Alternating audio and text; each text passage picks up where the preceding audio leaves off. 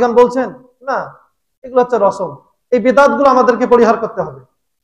এই লাইলাতুল বরাতকে কেন্দ্র করে যে খাবার দাবার, না এটাকে আমাকে করতেই হবে, এইরকম মনে করে করলে এটা সুস্পষ্ট বিদআত হবে। সুতরাং ভাইরা, এই রাতের ব্যাপারে আমরা বাড়াবাড়িও করব না, সারাসারিও করব না। এই রাতের অনেকগুলো ফজিলত বিভিন্ন রিওয়ায়াত থেকে এসেছে। কিছু রিওয়ায়াত দুর্বল, আবার কিছু রিওয়ায়াত জালো আছে, এবং দুই একটা হাদিস আছে যেগুলো বিভিন্ন বর্ণনার ক্ষেত্রে বর্ণনাকে কেন্দ্র করে এই হাদিসগুলোকে উলামায়ে কেরাম সহিহ হিসেবে উল্লেখ করেছেন।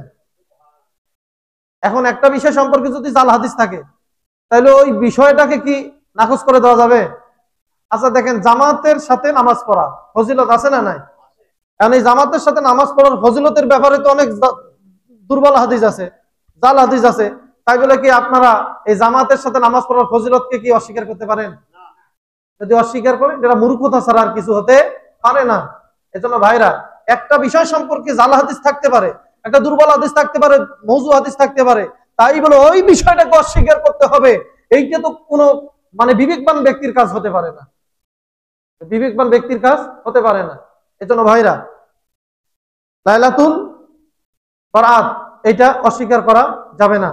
হযরতে বিশিষ্ট তাবী হযরতে আতা ইবনে ইয়াসার তিনি বলেন, ক্বালা মা মিন লাইলাতিন বা'দা লাইলাতিল কদর আফদাল মিন লাইলাতিন নিসফি মিন শাবান। লাইলাতুল কদরের রাতের পরে আর কোনো ফজিলতপূর্ণ রাত নাই বরাতের রাতের চেয়ে। সুবহানাল্লাহ বলেন। লাইলাতুল কদরের রাতের পরে যদি কোন রাতের সবচেয়ে বেশি মর্যাদা থাকে, তাহলে সেটা হচ্ছে লাইলাতুল বরাত। এই যে ভাগ্য রজনী, এইটাকে বিখ্যাত তাবী হযরতে আতা বলছেন। সম্মানিত ভাইরা, এই হাদিসটি বর্ণিত হয়েছে লাতাইফ নামক কিতাবের 1305 নম্বর হাদিস। 1305 নম্বর হাদিস। আপনাদেরকে একটা কথা বলি, তাবীদের কথাও কিন্তু হাদিস। তাবীদের কথা কি হাদিস, সাহাবায়ে কেরামের কথা হাদিস। শুধু রাসূল সাল্লাল্লাহু আলাইহি সাল্লামের কথা যে হাদিস সেটা না, সাহাবায়ে কেরামের কথাও হাদিস, তাবীদের কথাও হাদিস। আপনারা হাদিসের কিতাবগুলো খুলে দেখেন না, খুলে দেখেন হাদিসের সংজ্ঞায় কি বলা হয়েছে, হাদিসের সংজ্ঞায় কি বলা হয়েছে। সম্মানিত ভাইরা, এরপরে হযরতে আয়েশা রাদিয়াল্লাহু তাআলা আনহা তিনি বর্ণনা করেন যে আনি নবী সাল্লাল্লাহু আলাইহি সাল্লাম তিনি রাসূলুল্লাহ থেকে বর্ণনা করেছেন, ক্বালা হাল তাদরিনা মা ফি হাযিল লাইলা ইয়ানি লাইলাতুন নিসফি মিন শাবান। নবী করিম সাল্লাল্লাহু আলাইহি সাল্লাম হযরতে আয়েশা রাদিয়াল্লাহু তাআলা আনহাকে বললেন, হে আয়েশা, তুমি কি জানো আজকের রাতটা কোন রাত? হযরতে আয়েশা রাদিয়াল্লাহু তাআলা আনহা তিনি বললেন, ইয়া রাসূলুল্লাহ মা ফিহা ইয়া রাসূলুল্লাহ, আজকের রাতটা কি এটা তো আমি বলতে পারি না, আর আজকের রাতে কি ঘটতেছে তাও তো আমি জানি না। হযরতে নবী করিম সাল্লাল্লাহু আলাইহি ওয়াসাল্লাম বললেন, ফিহা আইয়ুক্তাবা কুল্লা মাউলিদিন মিন বানি আদামা ফি হাযিহিস সানা। আল্লাহ নবী বলেন, আজকের রাতটা এমন একটা রাত যে রাতে প্রত্যেকটা আদম সন্তানের তাদের ভাগ্য লিপিবদ্ধ করা হয়। সুবহানাল্লাহ বলেন। এক বছরের ভাগ্য কি করা হয়? লিপিবদ্ধ করা হয়।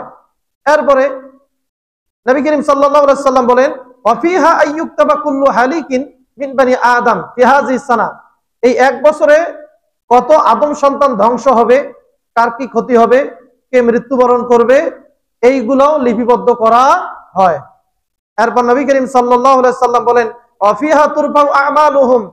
এই রাতটা এমন একটি রাত যে রাতে বান্দাদের আমল সমূহ আল্লাহর কাছে পৌঁছানো হয়। এবং ওয়া ফিহা তানজিলু আরযুকুহুম। এবং এই রাতে আল্লাহ পাক এই এক বছরে কোন বান্দা কতটুকু রিজিক প্রাপ্ত হবে সেটাও আল্লাহ পাক নাজিল করেন, বলি সুবহানাল্লাহ। সম্মানিত ভাইরা, মিশকাতের 115 নম্বর হাদিস।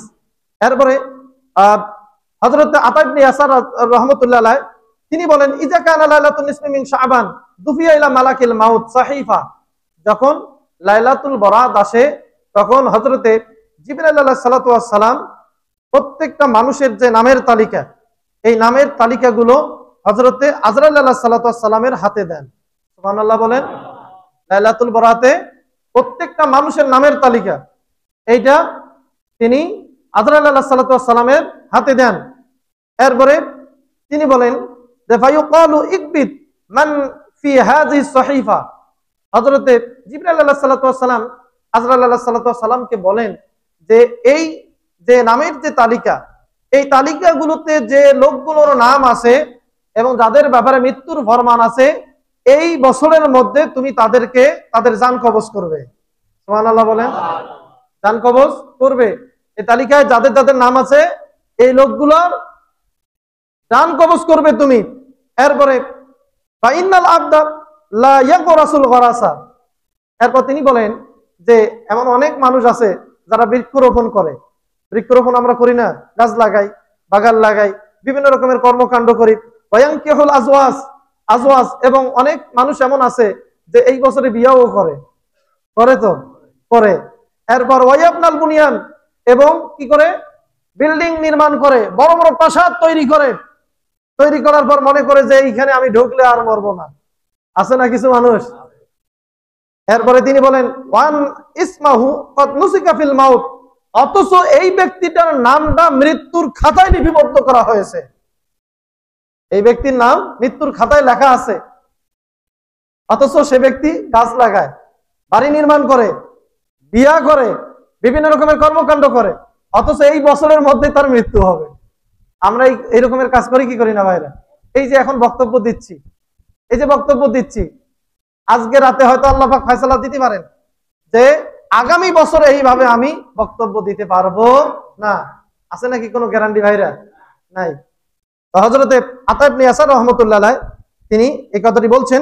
এরপর এই হাদিসটিও বর্ণিত হয়েছে লাতাইফ নামক কিতাবের 148 নাম্বার পৃষ্ঠায়, এবং মুসান্নাফে আব্দুর রাজ্জাকেও এই হাদিসটি বর্ণিত হয়েছে। এরপর হযরতে ওসমান ইবনে মুহাম্মদ ইবনুল মুগিরা ইবনুল আখনাস, ওসমান ইবনে মুহাম্মদ ইবনে মুগিরা আল আখনাস থেকে বর্ণিত, তিনি বলেন নবী করিম সাল্লাল্লাহু আলাইহি সাল্লাম বলছেন তুকতাউল আজালু মিন শাবান ইলা শাবান, যে এক বছর এক শাবান থেকে আরেক শাবান পর্যন্ত হচ্ছে এই পৃথিবীর হায়াত।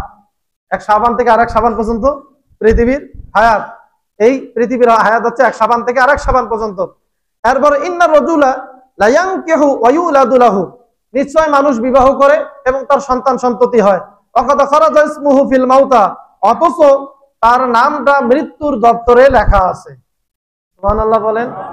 সম্মানিত ভাইরা, আমাদের অনেকের নাম মৃত্যুর দপ্তরে লেখা আছে। অনেকে বিভিন্ন কর্মকাণ্ড করি, এই রাতের মধ্যে নির্ধারিত হবে আগামী বছর এই কাজগুলো করতে পারবো কিনা, কোনো গ্যারান্টি নাই। সম্মানিত ভাইরা, তাহলে এই যে হাদিস, এই হাদিসটি বর্ণিত হচ্ছে শুআবুল ঈমানের 3839 নাম্বার হাদিস। সম্মানিত ভাইরা, এরপরে এই ব্যাপারে অনেকগুলো হাদিস, অনেক রায় এসেছে। হযরতে রাশিদ ইবনে সাদ রাদিয়াল্লাহু তাআলা আনহু তিনি হাদিসটি বর্ণনা করেন। তিনি বলেন আন্না নবী সাল্লাল্লাহু আলাইহি সাল্লাম কল, নবী করিম সাল্লাল্লাহু আলাইহি সাল্লাম বলেছেন ইন্নাল্লাহ তাবারাকা ওয়া তাআলা ইয়াত্তালিউ ইলা ইবাদিহি লাইলাতান নিসফি মিন শাবান, যে নিশ্চয় আল্লাহ রাব্বুল আলামিন লাইলাতুন নিসফি মিন শাবান, অর্থাৎ শাবানের মধ্য রজনীতে 14 তারিখ দিবাগত রাতে তার বান্দাদের দিকে উকি দেন। সুবহানাল্লাহ বলেন। বান্দাদের দিকে কি করেন? উকি দেন, বান্দাদের দিকে মনোনিবেশ করেন, তাকান। এরপরে ফায়াগফিরু লিখালকিহি কুল্লিহিম, নবী করিম সাল্লাল্লাহু আলাইহি সাল্লাম বলেন এরপর আল্লাহ পাক তার প্রত্যেকটা বান্দাকে মাফ করে দেন। এই রাতে প্রতিটা বান্দাকে আল্লাহ পাক মাফ করে দেন। ইল্লাল মুশরিক ওয়াল মুশাহিন, নবী করিম সাল্লাল্লাহু আলাইহি সাল্লাম বলেন তবে হ্যাঁ, যারা মুশরিক এবং বিদ্বেষী, এই দুই প্রকারের মানুষকে মাফ করে দেওয়া হয় না। সম্মানিত ভাইরা, এই মুশাহিন এই শব্দটার অনেকগুলো অর্থ আছে। মূলত এখানে হিংসুক, যারা মানুষের কল্যাণ চায় না, এমন ব্যক্তিকে মুশাহিন বলা হয়। মানে খুব বিদ্বেষী, আল্লাহর দিন বিদ্বেষী বলেন বা মানুষ বিদ্বেষী বলেন, এই রকমের ব্যক্তিকে মুশাহিন বলা হয়। ওলামাই কেরাম এই মুশাহিন শব্দটার বিভিন্ন জন বিভিন্ন রকমের অর্থ করেছেন। ভাইরা, আমরা ইনশাআল্লাহ সময় পেলে সেই অর্থটাও আমরা করব।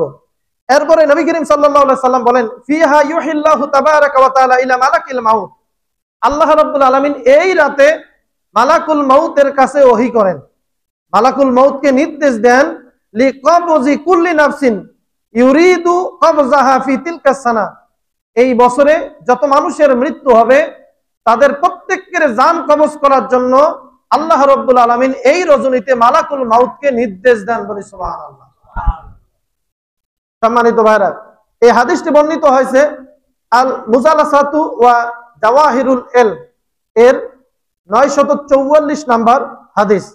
এরপরে হযরতে কাসিম ইবনে মুহাম্মদ ইবনে আবি বকর তিনি হাদিসটি বর্ণনা করেন তার পিতা থেকে কিংবা তার চাচা থেকে, আও আন আম্মিহি আন জাদ্দিহি, তার পিতা তার দাদা থেকে বর্ণনা করেছেন। আনিন নবী সাল্লাল্লাহু আলাইহি সাল্লাম, তার দাদা নবী করিম সাল্লাল্লাহু আলাইহি সাল্লাম থেকে বর্ণনা করেছেন। নবী করিম সাল্লাল্লাহু আলাইহি সাল্লাম বলেন, ইয়ানজিলুল্লাহু ইলাস সামাইদ দুনিয়া লাইলাতান নিসফি মিন শাবান, আল্লাহ রাব্বুল আলামিন মধ্য শাবানের রজনীতে পৃথিবীতে অবতরণ করেন। আল্লাহ পাক কি করেন? পৃথিবীতে অবতরণ করেন। আসলে ভাইরা, এই হাদিসগুলো একটু ব্যাখ্যা বিশ্লেষণের দাবি রাখে। সেটা হচ্ছে আল্লাহ রাব্বুল আলামিনের শানে কোথাও নাজিল হওয়া বা ঊর্ধ্ব গমন করা, এগুলো কি আল্লাহ শানের সাথে যায় না? কিন্তু এখানকার অর্থটা কি? ইয়ানজিলু, আল্লাহ পাক নাজিল হন। আল্লাহ নাজিল হওয়ার তো দরকার নাই। আল্লাহ নাজিল হওয়ার দরকার আছে? আল্লাহর আগমন করার দরকার আছে? এই পৃথিবীটা তো আল্লাহর কাছে একটা সরিষার দানাও না। সরিষার দানা ভাইরা, সেটাও তো না। আল্লাহ পাক কেন নাজিল হন, এটার অর্থটা কি? মূলত আল্লাহ রাব্বুল আলামিন নাজিল হন না, বরং আল্লাহ পাক তার রহমত, তার বিশেষ দৃষ্টি এই পৃথিবীবাসীর দিকে নিক্ষেপ করেন, পৃথিবীবাসীর দিকে ফেলায় দেন।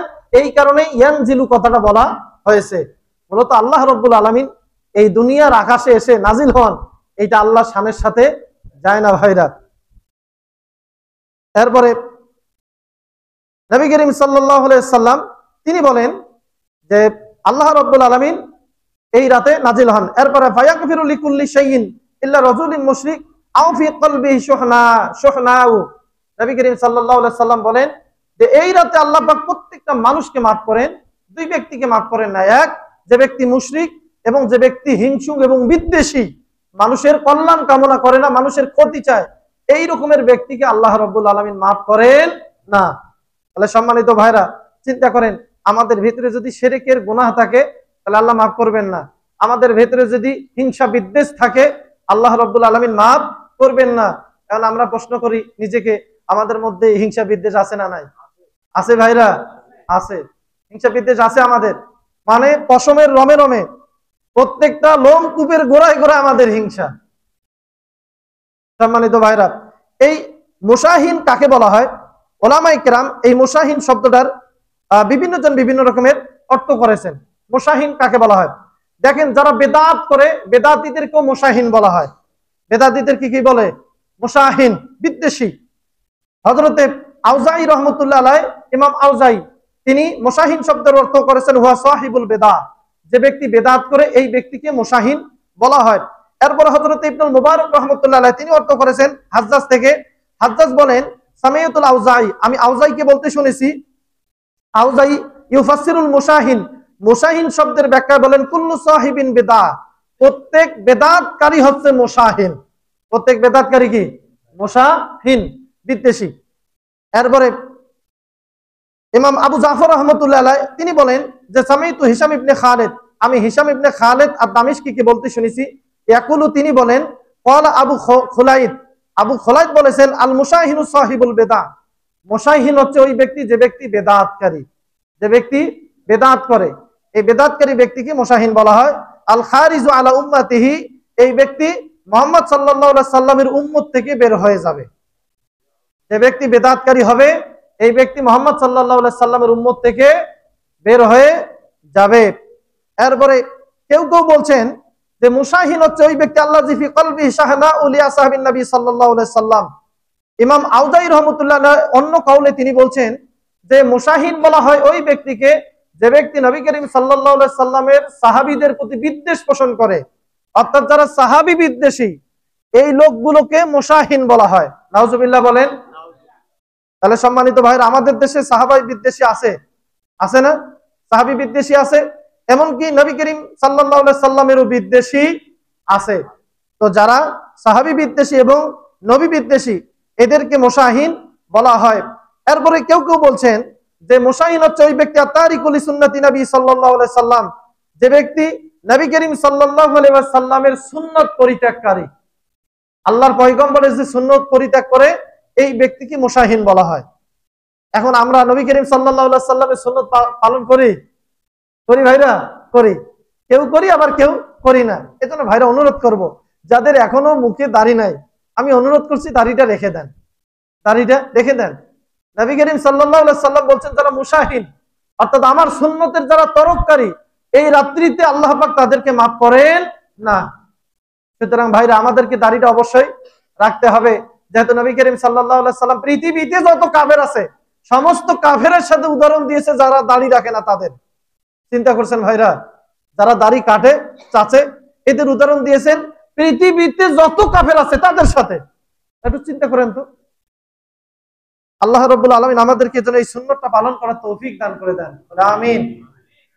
ওয়া তাআনু আলা উম্মতিহি, এরপর বলা হয়েছে যে ব্যক্তি নবী করিম সাল্লাল্লাহু আলাইহি সাল্লামের উম্মতের প্রতি বিদ্বেষী, এমন ব্যক্তিকে মুশাহিন বলা হয়। ওয়াসাফিকু লিদিমাইহিম, এবং যারা উম্মতে মুহাম্মাদীর রক্ত প্রবাহকারী অর্থাৎ যারা মানুষ হত্যাকারী, এই মানুষ হত্যাকারীদেরকে মুশাহিন বলা হয়, বলি নাউজুবিল্লাহ। সম্মানিত ভাইরা, মুশাহিন শব্দ অনেকগুলো অর্থ। এক অর্থ হচ্ছে যারা রাসূল সাল্লাল্লাহু আলাইহি সাল্লামের সুন্নাত তরক করে, দুই যারা রাসূল সাল্লাল্লাহু আলাইহি সাল্লামের উম্মতের বিদ্বেষী, এবং তিন যে ব্যক্তি উম্মতে মুহাম্মাদীকে হত্যা করে অর্থাৎ মানুষকে যে ব্যক্তি হত্যা করে এই ব্যক্তিকে মুশাহিন বলা হয়, বলি নাউজুবিল্লাহ। সম্মানিত ভাইরা, এরপরে ইবনে সাউবান এই কথাটি বলেছেন। এরপরে আবার কেউ কেউ বলছেন আল মুআসিমু মাআদিল মুসলিমিন লিগায়রি সাবাবি দীনি, দিনই কোনো কারণ ব্যতীত কোন মুসলমানকে হত্যা করা, এই হত্যাকারীকে মুশাহিন বলা হয়। সম্মানিত ভাইরা, তাহলে এই মুশাহিনকে আল্লাহ পাক মাফ করবেন না। তাহলে মুশাহিন কারা? এক নম্বরে যে ব্যক্তি বেদাত করে, দুই নম্বরে যে ব্যক্তি রাসূল সাল্লাল্লাহু আলাইহি ওয়াসাল্লামের সুন্নতকে পরিত্যাগ করে, তিন নম্বর যে ব্যক্তি রাসূল সাল্লাল্লাহু আলাইহি ওয়াসাল্লামের উম্মতের বিদ্বেষী, চার নম্বর ওই ব্যক্তি যে ব্যক্তি কোন মানুষকে হত্যা করে। তাহলে মুশাহিন শব্দের একাধিক অর্থ রয়েছে। তাহলে এই অপরাধগুলো যে ব্যক্তির ভিতরে থাকবে এই ব্যক্তিকে নবী করিম সাল্লাল্লাহু আলাইহি সাল্লাম বলছেন আল্লাহ পাক লাইলাতুল বরাআতে ক্ষমা করবেন না। সম্মানিত ভাইরা, এই হাদিসটি বর্ণিত হয়েছে শুআবুল ঈমানের 3827 নম্বর হাদিস। এরপর শরহুস সুন্নাতেও এই হাদিসটি বর্ণিত হয়েছে 4th খণ্ডের 126 নম্বর পৃষ্ঠায়। এরপর হযরত আয়েশা রাদিয়াল্লাহু তাআলা আনহা তিনি বলেন যে একবার আমি ফাকাতু রাসূলুল্লাহ সাল্লাল্লাহু আলাইহি সাল্লাম, নবী করিম সাল্লাল্লাহু আলাইহি সাল্লামকে একবার আমি হারাই ফেললাম, লাইলাতান কোন এক রাতে। এরপর ফাখরাস্তু, নবী করিম সাল্লাল্লাহু আলাইহি সাল্লামকে খোঁজার জন্য আমি বেরিয়ে পড়লাম। ফাইজা হুয়া বিল বাকি, আমি লক্ষ্য করে দেখলাম যে নবী করিম সাল্লাল্লাহু আলাইহি সাল্লাম জান্নাতুল বাকিতে তিনি রয়েছেন। সুবহানাল্লাহ বলেন। জান্নাতুল বাকিতে, মদিনার একটা কবরস্থান। এরপর নবী করিম সাল্লাল্লাহু আলাইহি সাল্লাম আমাকে বললেন যে আকুনতে তাখাফিনা আইয়াহিফাল্লাহু আলাইকে ওয়া রাসূলুহু, হে আয়েশা তুমি কি মনে করছো, আশঙ্কা করছো যে আল্লাহ এবং রাসূল তোমার প্রতি কোনো জুলুম করবে, কোনো অন্যায় করবে, অবিচার করবে? এইটা কি তুমি মনে করছো? হযরত আয়েশা রাদিয়াল্লাহু তাআলা আনহা বলেন কুলতু ইয়া রাসূলুল্লাহ, ইয়া রাসূলুল্লাহ, না আমি এটা মনে করি নাই, আমি মনে করছি যে জানান্তু আন্নাকা আতাইতা বাদা নিসাআকা, আমি মনে করছি যে আপনি হয়তোবা আপনার কোনো স্ত্রীর ঘরে গেছেন, আপনার কোন স্ত্রীর ঘরে আপনি গেছেন। আমি মানে নিজে নিজে একটু, আসলে মানুষ তো শয়তানের ঊর্ধ্বে থাকতে পারে না, পারে নাকি? শয়তানের ওয়াসওয়াসা মানুষের ভেতরে থাকে। হযরত আয়েশা রাদিয়াল্লাহু তাআলা আনহা তিনি কি এর থেকে মুক্ত ছিলেন? না, শয়তানের ওয়াসওয়াসা দিয়েছে। অন্য হাদিস থেকে জানা যায় ইয়া রাসূলুল্লাহ, আমি নিজের নফসের দিক থেকে আমি কি অপরাধী হয়ে গেছি আপনার কাছে, যে আমি আপনার ব্যাপারে ধারণা করছি যে হয়তো আপনি আজকে আমার পালার দিনে না থেকে আপনি অন্য কোন স্ত্রীর কাছে গেছেন। এইটাকে হযরত আয়েশা রাদিয়াল্লাহু তাআলা আনহা অপরাধ বোধ মনে করছেন ভাইরা। তো নবী করিম সাল্লাল্লাহু আলাইহি সাল্লাম বলেন আয়েশা তুমি কি মনে করছো আল্লাহ এবং রাসূল তোমার প্রতি জুলুম করবে, অন্যায় করবে? এরপর আল্লাহ নবী বলেন ফাকালা ইন্নাল্লাহ ইয়ানজিলু লাইলাতান নিসফি মিন শাবান ইলা সামাঈদ দুনিয়া, হে আয়েশা আজকে রাতটা এমন একটা রাত যে রাতে আল্লাহ রাব্বুল আলামিন এই দুনিয়ার আকাশে নাজিল হন, অবতরণ করেন এবং তার বান্দাদের দিকে তাকায় থাকেন, বলি সুবহানাল্লাহ। সম্মানিত ভাইরা, এরপরে নবী করিম সাল্লাল্লাহু আলাইহি সাল্লাম বলেন ফায়াগফিরু লিআকসারা মিন আদাদি শা'রি গানামি কালব, মানে বনি কালব গোত্রের যতগুলো ছাগল রয়েছে এই ছাগলের শরীরে যতগুলো পশম আছে এই পরিমাণ বান্দাকে আল্লাহ রাব্বুল আলামিন এই রজনীতে মাফ করে থাকেন, বলি সুবহানাল্লাহ।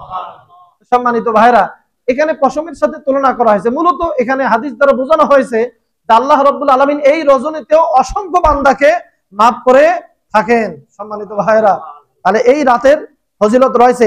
এই হাদিসটা দেখেন অনেকগুলো হাদিসের কিতাবে এসেছে ভাইরা, অনেকগুলো হাদিসের কিতাবে। দেখেন এই হাদিসটা তিরমিজিতেও এসেছে, তিরমিজির 739 নাম্বার হাদিস। এরপরে এই হাদিসটা ইবনে মাজাতেও এসেছে 100 নাম্বার হাদিস। এরপর শুআবুল ঈমানেও হাদিসটি এসেছে, এই শুআবুল ঈমানের 3য় খণ্ডের 339 নাম্বার পৃষ্ঠায় এসেছে। এরপর মুসনাদে আহমদেও হাদিসটা এসেছে। এরপর ইবনে আবি শাইবাতেও হাদিসটি এসেছে। এরপর মিশকাতেও হাদিসটা এসেছে। সম্মানিত ভাইরা, কতগুলো হাদিসের কিতাবে হাদিসটা এসেছে ভাইরা, অনেকগুলো হাদিসের কিতাবে এই হাদিসটি এসেছে। সম্মানিত ভাইরা, এরপর দেখেন হযরতে হাসান তিনি বর্ণনা করেছেন হযরত উসমান ইবনে আবিল আস রাদিয়াল্লাহু তাআলা আনহু থেকে, আনি নবী সাল্লাল্লাহু আলাইহি সাল্লাম, হযরতে নবী করিম সাল্লাল্লাহু আলাইহি সাল্লাম থেকে তিনি হাদিসটি বর্ণনা করেছেন, ইজা কায়না লাইলাতুন নিসফি মিন শাবান ফানাদা মুনাদিন, যখন মধ্য শাবানের রাত আসে তখন একজন আহ্বানকারী ঘোষক ঘোষণা দিতে থাকে, একজন আহ্বানকারী ঘোষক ঘোষণা দেয় এবং সে বলে হাল মিন মুস্তাগফিরিন ফাগফির লাহু, এমন কে আছে যে আল্লাহর কাছে ক্ষমা প্রার্থী, যে আল্লাহ রাব্বুল আলামিন তাকে ক্ষমা করে দিবেন। একজন আহ্বানকারী ঘোষক ঘোষণা দেয় এইভাবে। এরপরে নবী করিম সাল্লাল্লাহু আলাইহি সাল্লাম বলেন হাল মিন সাইলিন ফাউতিয়াহু, আল্লাহ নবী বলেন এরপরে ঘোষক ঘোষণা দেয় যে এমন কেউ আছো যে আল্লাহর কাছে চাবে, যেটা আল্লাহ পাক তাকে অবশ্যই দান করবেন। সম্মানিত ভাইরা, এইভাবে একজন ঘোষক ঘোষণা দিতে থাকে। এরপর আল্লাহ নবী বলেন ফালা ইয়াসআলু আহাদুন শাইয়ান ইল্লা উতিয়া ইল্লা জানিয়াতুন বিফারজিহা আও মুশরিকুন, নবী করিম সাল্লাল্লাহু আলাইহি সাল্লাম বলেন এই রজনীতে প্রত্যেকটা মানুষকে ক্ষমা করা হয়, কিন্তু দুইজনকে ক্ষমা করা হয় না। এক, যে নারী ব্যভিচারিণীকে না ক্ষমা করা হয় না, এবং 2 নম্বরে যে ব্যক্তি মুশরিককে এই রাতে ক্ষমা করা হয় না। সম্মানিত ভাইরা, তাহলে যারা ব্যভিচারী এবং ব্যভিচারিণী হবে, এই জেনাকারী আর জেনাকারিনীদেরকে এই রজনীতে ক্ষমা করা হয় না, এবং যাদের ভিতরে শিরকের স্বভাব আছে। সম্মানিত ভাইরা, এই হাদিসটিও বর্ণিত হয়েছে ফাজাইলুল আওকাত, ইমাম বাইহাকি রচিত একটি কিতাব, হাদিসের কিতাব, সেখানে এই হাদিসটি বর্ণিত হয়েছে 3836 নাম্বার হাদিস। এরপরে হাদিসটি বর্ণিত হয়েছে শুআবুল ঈমানের 3555 নাম্বার হাদিস। এরপরে জামিউল আহাদিসের 2622 নাম্বার হাদিস। এই হাদিসটিও একাধিক হাদিসের কিতাবে এসেছে। তাহলে সম্মানিত ভাইরা, এই যে রজনী আমাদেরকে কি শিক্ষা দেয় বলেন তো? যে শিরকের সাথে কোনো সম্পর্ক রাখা যাবে না এবং জেনার সাথে সম্পর্ক রাখা যাবে না। জেনাকারী যারা হবে এই রজনীতে তাদেরকে ক্ষমা করা হবে না। তাহলে সম্মানিত ভাইরা, তবে হ্যাঁ, কেউ যদি জীবনে জেনা করে আল্লাহর কাছে যদি ক্ষমা চায়, আল্লাহ ক্ষমা করে দিতে পারেন কি পারেন না? ক্ষমা করে দিতে পারেন। ভাইরা, আল্লাহর কাছে যদি কেউ তওবা করে, আল্লাহ রাব্বুল আলামিন তার তওবা কবুল করবেন। সম্মানিত ভাইরা, বিশেষ করে এখানে জেনাকারিনীর কথা বলা হয়েছে। দেখেন, জেনাকারিনী, নবী করিম সাল্লাল্লাহু আলাইহি সাল্লাম একটি হাদিস উল্লেখ করেছেন। হাদিসটার সনদ যদিও দুর্বল, কিন্তু বিভিন্ন রিওয়ায়াতের মাধ্যমে এর শাস্তি, যে জেনাকারিনী মহিলাদেরকে যে শাস্তি দেওয়া হবে ভাইরা, আরো অন্যান্য অনেক সহিহ হাদিস থেকে প্রতীয়মান হয় যে জেনাকারী যারা হবে এবং জেনাকারিনী হবে তাদেরকে কি রকমের বিভীষিকাময় শাস্তি দেওয়া হবে ভাইরা। দেখেন, একটি হাদিসে এসেছে যে নবী করিম সাল্লাল্লাহু আলাইহি সাল্লাম বলেছেন যে মেয়েরাজের রজনীতে আমি লক্ষ্য করে দেখলাম যে কিছু মহিলাকে তাদের চুলের উপরে ঝুলন্ত অবস্থায় রাখা হয়েছে। বলেন তো কিসের উপরে? চুলের উপরে। চুলের উপরে। আল্লাহ নবী বলেন কোন মহিলাগুলোকে চুলের উপরে ঝুলন্ত অবস্থায় রাখা হয়েছে? ওই মহিলাদেরকে চুলের উপরে ঝুলন্ত অবস্থায় রাখা হয়েছে যে মহিলাগুলো বেপরদায় চলাফেরা করে। নাউজুবিল্লাহ বলেন। যে মহিলাগুলো বেপরদায় চলাফেরা করে, পরপুরুষকে চুল দেখায় বেড়ায়, এই মহিলাগুলোকে এইভাবে শাস্তি দেওয়া হচ্ছে যে চুলের উপরে তাদেরকে ঝুলিয়ে রাখা হয়েছে। নবী করিম সাল্লাল্লাহু আলাইহি সাল্লাম বলেন এরপর আমি কিছুদূর যাওয়ার পরে লক্ষ্য করে দেখলাম কিছু মহিলাকে তাদের জিহ্বার উপরে ঝুলিয়ে রাখা হয়েছে। নাউজুবিল্লাহ বলেন। ভাইরা, আমার একটু চিন্তা করেন তো, চুলের উপর না হয় কিছুক্ষণ ঝুলন্ত অবস্থা থাকা যায়, জিহ্বার উপরে কি ঝুলন্ত অবস্থায় থাকা সম্ভব? চিন্তা করেন, জিহ্বার উপরে ঝুলিয়ে রাখা হবে। নবী করিম সাল্লাল্লাহু আলাইহি সাল্লাম বলেন ওই মহিলাগুলোকে জিহ্বার উপরে ঝুলিয়ে রাখা হবে যে মহিলাগুলো, যে স্ত্রীগুলো স্বামীকে কথার মাধ্যমে কষ্ট দেয়। এইরকম স্ত্রী আছে না? হ্যাঁ, ঘরে ঘরে ঘরে ঘরে আছে ভাইরা। স্বামীকে কথা দিয়ে কষ্ট দেয়। যে নারীরা স্বামীকে কথা দিয়ে কষ্ট দেয়, আল্লাহ নবী বলেন জিহ্বার উপরে তাকে ঝুলিয়ে রাখা হবে। সম্মানিত ভাইরা, কত ভয়ানক শাস্তি দিবেন। এরপরে নবী করিম সাল্লাল্লাহু আলাইহি সাল্লাম বলেন কিছু দূর যাওয়ার পরে লক্ষ্য করে দেখলাম কিছু মহিলাকে তাদের স্তনের উপরে ঝুলিয়ে রাখা হয়েছে। নাউজুবিল্লাহ বলেন। কিসের উপরে বলেন তো? স্তনের উপরে। ভাইরা, প্রথমে চুলের উপরে, তারপরে জিহ্বার উপরে, তারপরে স্তনের উপরে, স্তনে ঝুলিয়ে রাখা হয়েছে ভাইরা। এই শাস্তিগুলো যে দেওয়া হবে মনে করছেন 1-2 বছর, 1-2 ঘন্টা না, 50 আলফা সানাতিন মিম্মা তাউদ্দুন, 50,000 বছর ধরে কিয়ামতের ময়দানে জেনাকারিনী মহিলাদেরকে এইরকম শাস্তি দেওয়া হবে। সম্মানিত ভাইরা, চিন্তা করছেন? আল্লাহ নবী বলেন স্তনের উপরে ঝুলিয়ে রাখা হবে কোন মহিলাগুলোকে? যে মহিলাগুলোকে স্বামী থাকার পরে অন্য পুরুষের সাথে জেনার কাজে লিপ্ত হয়, অন্য পুরুষের সাথে জেনার কাজে লিপ্ত হয়। আল্লাহ নবী বলেন এই মহিলাগুলোকে স্তনের উপরে ঝুলিয়ে রাখা হবে। এরপর আল্লাহ নবী বলেন, এরপরে কিছু মহিলাকে লক্ষ্য করে দেখলাম যে তাদের 2 পা বুকের সাথে বেঁধে রাখা হয়েছে। এই যে 2 পা বুকের সাথে বাঁধা, আর 2 হাত কপালের সাথে বাঁধা। চিন্তা করেন তো, এই 2 পা যদি বুকের সাথে বাঁধা হয় ভাইরা, আচ্ছা বলেন তো তার কোমরটা কি ঠিক থাকবে? কোমর কি হবে? ভেঙে যাবে। যাবে কি যাবে না? ভেঙে যাবে। সম্মানিত ভাইরা, তো কোন মহিলাগুলোকে এরকম শাস্তি দেওয়া হবে? যে মহিলাগুলো ফরজ নামাজ যথাযথভাবে আদায় করে নাই, ফরজের ব্যাপারে গাফিলতি করছে এবং ফরজ গোসলের ব্যাপারে গাফিলতি করেছে। দেখবেন কিছু মহিলা আছে ঠান্ডার কালে মানে স্বামী স্ত্রী মিলন করলে পরে গোসল করে না, এইরকম পুরুষও আছে নারীও আছে। আছে না নাই? আছে। ঠান্ডার ভয়ে গোসল করে না, আছে তো ভাইরা? এই স্বভাব আমাদের মাঝে আছে তো। অধিকাংশ খোঁজ নিলে দেখা যাবে যে মোস্টলি পুরুষের মধ্যে এই স্বভাব আছে, মহিলাদের মধ্যে ওই স্বভাব আছে। আল্লাহ নবী বলেন যাদের ভিতরে এই স্বভাব থাকবে তাদের 2 পা বুকের সাথে বেঁধে, 2 হাত কপালের সাথে বেঁধে কিয়ামতের ময়দানে এইভাবে শাস্তি দেওয়া হবে। বলি নাউজুবিল্লাহ। 2 পা যখন বুকের সাথে বাঁধা হবে ভাইরা, কোমর তো ঠিক থাকবে না, ভেঙে যাবে। কোমর কি হবে? ভেঙে যাবে কি যাবে না? এজন্য আল্লাহ পাক বলছেন তাজুন্নু আইয়ুব আলা বিহা ফাকিরা, কিয়ামতের ময়দানে জাহান্নামীরা মনে করবে যে আজকে তাদের সাথে কোমর ভাঙ্গা আচরণ করা হবে। নাউজুবিল্লাহ বলেন, কোমর ভাঙ্গা আচরণ করা হবে ভাইরা। সুতরাং আমাদের যারা স্ত্রী আছে তাদেরকে ভালোভাবে রাখার দরকার আছে না নাই? সম্মানিত ভাইরা, তো নবী করিম সাল্লাল্লাহু আলাইহি সাল্লাম বলছেন যারা জেনাকারী আর জেনাকারিনী এই রজনীতে তাদেরকে আল্লাহ রাব্বুল আলামিন ক্ষমা করবেন না। সম্মানিত ভাইরা, এরপরে দেখেন এই রজনীর ব্যাপারে আল্লামা ইবনুল হাস মালিকি রহমতুল্লাহ আলাইহি তিনি কি বলছেন? একজন বিখ্যাত ইমাম, তিনি মালিকি মাযহাবের। সম্মানিত ভাইরা, তিনি তার একটা কিতাব, সেই কিতাবটার নাম হচ্ছে বেদাত পরিত্যাগ। বেদাত পরিত্যাগ অর্থাৎ বেদাতকে পরিত্যাগের ব্যাপারে তিনি কঠোরভাবে অবস্থান নিয়েছেন ওই কিতাবের মধ্যে। সেই কিতাবে তিনি এই লাইলাতুন নিসফি মিন শাবান, এই যে মানে শাবানের যে মধ্য রজনী, এই মধ্য রজনীর ফজিলত তিনি বর্ণনা করেছেন। একটু চিন্তা করেন তো, একজন মানুষ তার বইয়ের মধ্যে বেদাত সম্পর্কে কঠোর অবস্থানে গেছেন, সেই বইয়ে তিনি এই রাতকে অস্বীকার করেন নাই। আর আজকে আমাদের দেশে কিছু মানুষ আছে এই রাতের ফজিলতকে অস্বীকার করে ভাইরা, আছে না? আপনি যদি এই রাতকে বেদাত বলেন তা আপনি ইমামদেরকে বেদাতি বানায় ফেলছেন। যেখানে এই রাতকে 3 জন ইমাম, এই 3 জন ইমাম বড় বড় ইমাম 4 মাযহাবের 3 ইমাম এই রাতের ফজিলতকে তারা অস্বীকার করেন নাই, এই রাতের মাহাত্ম্যকে তারা অস্বীকার করেন নাই। এখন আপনি বেদাত বানায় ফেললেন, আপনি তো ইমামদেরকে বেদাত বানায় ফেলছেন। যাদের মাধ্যমে আপনি ইসলাম পাইলেন আপনি তাদেরকে বেদাত বানায় ফেলছেন। তা আপনার ঈমান থাকে কোত্থেকে? আপনার ঈমান থাকে কোত্থেকে? নিজেকে প্রশ্ন করেন তো। এজন্য ভাইরা খবরদার এই আজে বাজে কথা বলবেন এই রাতের ব্যাপারে। মানে কিছু চুনুপুটি শাইখ বের হয়েছে, কথায় কথায় বলে বেদাত, বলে না? রাতকে ভাইরা বেদাত যারা বলবেন তাদের ঈমান ধ্বংস হয়ে যাওয়ার উপক্রম হবে। কারণ আপনার একটা কথার মাধ্যমে আপনি যদি বেদাত বলেন এই রজনীকে, তাহলে আপনি অসংখ্য ইমামকে বেদাতি বানায় ফেলবেন। সর্বপ্রথম আপনি যে নাসিরউদ্দিন আলবানী রাহিমাহুল্লাহকে ফলো করেন তাকে তো আপনি বেদাত বানায় ফেলছেন আপনার ফতোয়া দিয়ে। আপনি নাসিরউদ্দিন আলবানীর সিলসিলাতু সহিহা খুলে দেখেন না, তিনি হাদিসগুলোকে কি বলছেন? তিনি হাদিসকে সহিহ হাদিস বলছেন, এই লাইলাতুল বরাতের হাদিসকে।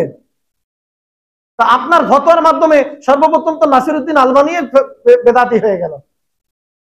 আপনার ফতোয়ার কারণে আপনাদের যে সবচেয়ে বড় একজন শায়েখ হযরত আব্দুর রহমান মুবারকপুরী রহমতুল্লাহ আলাইহি, তিনি তার কিতাবের ভিতরে, আমি আপনাদেরকে রেফারেন্স সহ বলে দেব, অসংখ্য রেফারেন্স দিতে পারবো, অনেক আহলে হাদিসের আলেম এই রাতকে অস্বীকার করেন নাই। আপনি কোন কায়দায় এটাকে বেদাত বললেন? হ্যাঁ, এই দুঃসাহসটা আপনাকে কি দিয়েছে? আপনি কতটুকু পড়াশোনা করেছেন? 2-1টা হাদিসের কিতাব পড়ে আপনি শায়েখ সাইজে গেলেন? কতগুলো আপনি হাদিসের কিতাব নেবেন? পৃথিবীতে কতগুলো হাদিসের কিতাব নেবেন আপনি?